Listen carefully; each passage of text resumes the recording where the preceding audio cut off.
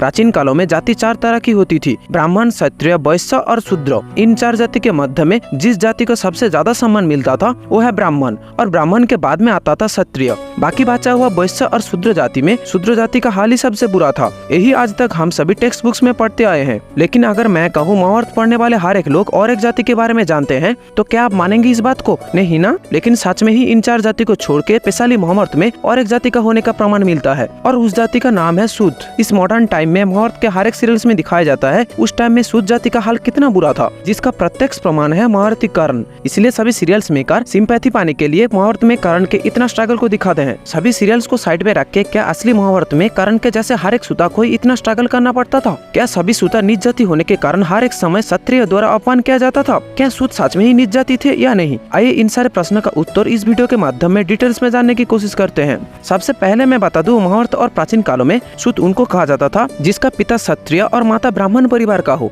महाभारत में कर्ण को सूत पुत्र अपने पिता अधिरथ के वजह से बुलाया जाता था, क्योंकि अधिरथ पुरु राजवंश के एक वंशज थे। हिंदू पुराणों के अनुसार सूत कभी भी निम्न जाति का नहीं था, क्षत्रिय जाति का एक भाग ही था सूत। लेकिन सम्मान और समता में सूत को क्षत्रिय से थोड़ा सा नीचे और वैश्य से ऊपर दिखाया गया है। और महाभारत कालों में भी सारे सूतों को सिर्फ कुछ चीजों को छोड़ के मैक्सिमम चीजों में कोई रोक टोक नहीं था। इसका कुछ प्रूफ भी मैं दे देती हूँ। प्रूफ 1, द्रोण शिष्य कर्ण। आप इस बात को जान के हैरान रह जाएंगे, कर्ण परशुराम जी से पहले गुरु द्रोण का भी शिष्य था। जानता हूँ आप सभी को मेरे ये बात विश्वास नहीं होगा, लेकिन यही कड़वा सच है। कर्ण बचपन से ही सारे क्षत्रिय बच्चों के साथ में गुरु द्रोण के गुरुकुल में अस्त्र और वैदिक शिक्षा ले रहे थे। लेकिन शिक्षा ग्रहण करने के समय कर्ण ने जब देखा सारे बच्चों में अर्जुन अस्त्र शिक्षा में सबसे ऊपर है, तब कर्ण के मन में सबसे पहले अर्जुन के प्रति ईर्ष्या का जन्म हुआ था। और इस ईर्ष्या बस ही कर्ण युद्ध में अर्जुन को मारने के लिए गुरु द्रोण से ब्रह्मास्त्र पाने की इच्छा जताई थी। लेकिन गुरु द्रोण ने कर्ण की इस कुटिलता को पहचान लिया था और ब्रह्मास्त्र देने के लिए सबसे मना कर दिया था। और तब कर्ण अपनी इच्छा से ही द्रोण के गुरुकुल को छोड़ के परशुराम जी के पास गया था। अगर सच में ही सूत नीच जाति का होता तो कर्ण कभी भी क्षत्रिय बच्चों के साथ में अस्त्र शिक्षा नहीं ले पाते।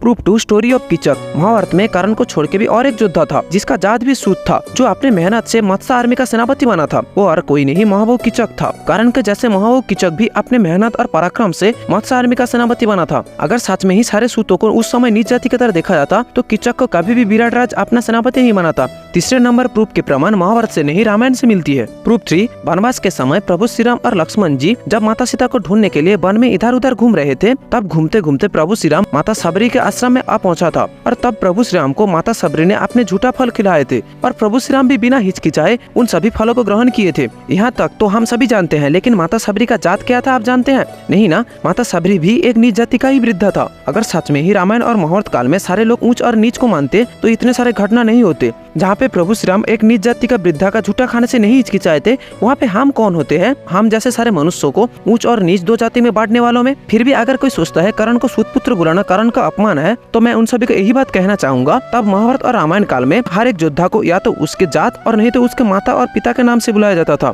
जैसे पितामह भीष्म को बुलाया जाता था गंगा पुत्र, अर्जुन को बुलाया जाता था पांडु पुत्र, कुंती पुत्र, वैसे ही कर्ण को भी बुलाया जाता था सूर्य पुत्र, सूत पुत्र, कर्ण इत्यादि नाम से। अगर किसी को उसके जात से बुलाना उसका अपमान है, तो महाभारत में हर एक योद्धा हमेशा एक दूसरे से अपमानित होते रहते थे। और हाँ, सबसे इम्पोर्टेंट बात, जिंदगी में स्ट्रगल सब लोगों को फेस करना पड़ता है, वो कोई भी कास्ट का क्यों ना हो। हम सभी को महाभारत में स्ट्रगल सबसे पहले कर्ण का दिखता है, क्योंकि वो सिर्फ टीवी सीरियल्स का देन है। ओरिजिनल महाभारत में भी पांडवों को भी अपना ही राज्य का हिस्सा लेने के लिए स्ट्रगल और युद्ध दोनों ही करना पड़ा था। कीचक को भी मत्स्य आर्मी का सेनापति बनने के लिए स्ट्रगल करना पड़ा था, और यहाँ तक भी लॉर्ड श्री कृष्ण को भी धर्म स्थापना के लिए स्ट्रगल करना पड़ा था। जैसे लोहा को पिघलाकर ही औजार बनाया जाता है, वैसे ही जिंदगी में स्ट्रगल करने के बाद ही एक आम आदमी असली योद्धा बन पाती है। जय हिंद दोस्तों।